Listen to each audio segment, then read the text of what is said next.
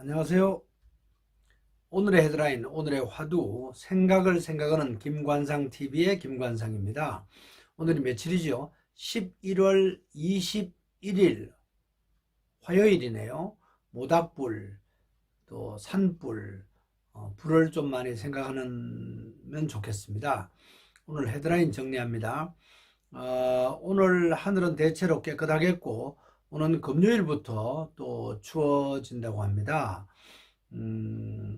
윤석열 대통령 영국 찰스 3세 국왕 즉위식에 참석하기 위해서 영국에 도착했습니다.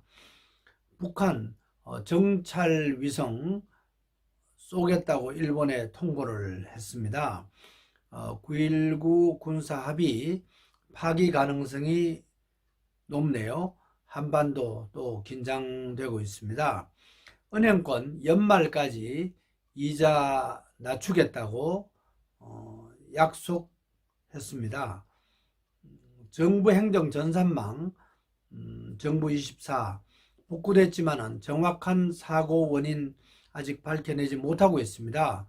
재발 가능성이 있습니다.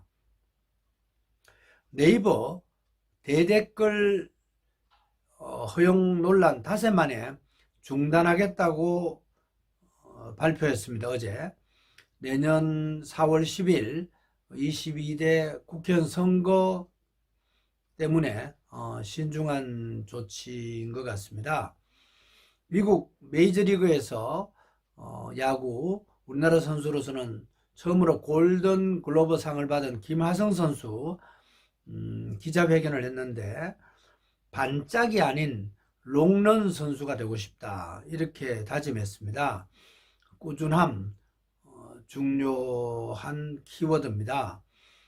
오늘 밤 9시 중국과의 월드컵 예선 축구 경기 있습니다. 또 이겨야 되겠죠. 중국에서 열리기 때문에 중국 홈팬들 응원 대단할 것 같습니다. 천안함 피격 사건 가짜뉴스 관련 세미나가 어제 오후에 서울 종로의 글로벌 센터에서 개최됐습니다.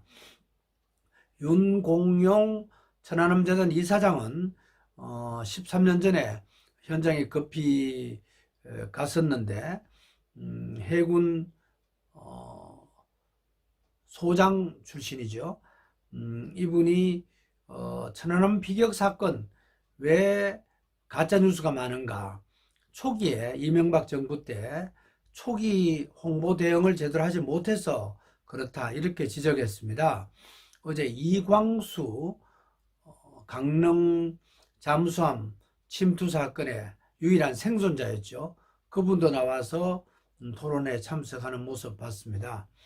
역사 속에 오늘의 역사, 지구촌에서 오늘 어떤 일이 일어났는지 살펴보고 오늘의 화두를 찾아보는 시간입니다.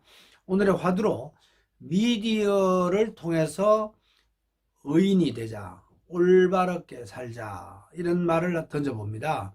오늘 어떤 일이 일어났죠? 첫째, 1996년 유엔 총회가 11월 21일 오늘을 세계 텔레비전의 날로 선포했습니다. 폭력 없는 지구촌 필요하다고 해서 그걸 위해서 텔레비전의 역할이 굉장히 필요하다 강조하기 위한 조처였습니다. 텔레비전은 1925년에 기계식이 세계 최초로 영국 기술자 존 베어드 개발해서 상업화를 했지만은 전자식 텔레비전은 2년 뒤인 1927년에 미국 필러 판스워스가 이제 개발을 해서 상업화했습니다. 1935년에 베를린 올림픽 여러분 기억하시죠? 그때 나치 정권이 텔레비전으로 개회식과 주요 경기 생방송한 거 혹시 아시는 분도 있고 모르는 분도 적지 않은 것 같습니다. 저는 1978년에 중앙일보 동양방송 공개 채용 15기로 들어갔는데 어느 동양방송 선배한테 들은 얘기가 있습니다. 자기는 텔레비전을 너무 사랑하기 때문에, 특히 텔레비전 뉴스를 사랑하기 때문에 자기가 죽고 나서 무덤에 텔레비전을 좀 묻어달라 이런 얘기를 저녁에 식사하면서 저한테 얘기한 기억이 납니다. 작년 2월 달에 돌아가셨습니다.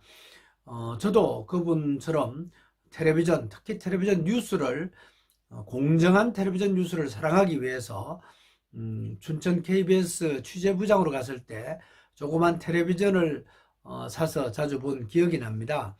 다 흘러간 옛날인가 바람잡는가 이런 생각도 듭니다. 둘째, 1394년 오늘 태조 이성계가 우리나라가 조선시대 수도를 개성에서 현재 서울인 한양으로 옮겼습니다. 그때 경복궁도 짓고 한양 성곽을 짓기 시작했죠. 730년쯤 지났네요. 지금 메가시티 서울 이슈까지도 이어지고 있습니다. 셋째, 1972년 오늘 유신헌법안 국민투표가 실시됐습니다. 투표율이 91.9%, 찬성률이 91.5%였습니다. 저는 육군 사병으로 군 생활할 때였습니다. 박정희 대통령의 공과 과 평가가 엇갈리고 있죠. 넷째, 1997년 오늘 밤 10시에 YS 김영삼 정부는 IMF의 구제 요청을 공식 요청했습니다. 12월 3일 날 확정이 됐습니다. IMF와. 다섯째, 1620년 오늘 청교도를 태운 메이플라워호 미국 플로리다 근처의 프로빈스 항에 도착했습니다. 프로빈스라는 말은 신의 섭리라는 뜻이죠. 조물주의 섭리에 따라서 미국에 왔다 이런 의미를 부여하는 것 같습니다. 포스트 펭귄들이었죠. 저는 아직 그 역사의 현장에 가지 못했습니다. 꼭 한번 가보고 싶습니다. 여섯째, 1928년 오늘 소설가 홍명희 선생이 조선일보의 장편소설 임꺽정 연재를 시작했습니다. 연재할 때 신간회 사건으로 이분이 투옥이 됐는데 일본이 집필을 허용해서 옥중에서도 계속 소설을 연재했습니다. 연산군 시대 역사 소설이었는데 민중 정서를 강조한 새로운 기념비적인 소설이다 이렇게 평가를 받고 있습니다.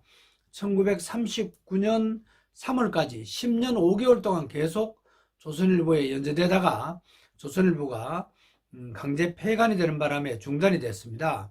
월북 작가 홍명희 선생은 1948년에 남북 연석회의에 참석하기 위해서 북한으로 넘어갔다가 계속 북한에 머물면서 내각 부수장까지 지냈습니다. 일반인이었던 민중, 서민이었던 민중 이런 시각에서 역사를 보는 것도 중요하지만은 또 엘리트 이론, 지도자 입장에서 보는 것도 또 무시할 수 없다고 생각합니다. 그래서 통합적인 접근이 필요하지 않나 이런 생각을 해봅니다. 오늘은 11월 21일입니다. 성경 11장 21절 한 군데를 찾아봤습니다. 잠언 11장 21절입니다. 악인은 피차 손을 잡을지라도 벌을 면하지 못할 것이나 의인의 자손은 구원을 얻으리라 라는 내용입니다. 오늘은 세계 텔레비전의 날이고 또 청교도들이 미국 대륙에 도착한 날입니다. 오늘의 화두로 미디어를 통해서 의롭게 사는 의인의 길로 가되 롱런하자 이런 말을 던져봅니다. 오늘의 화두 생각하는 김관상TV의 김관상입니다. 오늘도 강건하시고 평안하세요. 고맙습니다.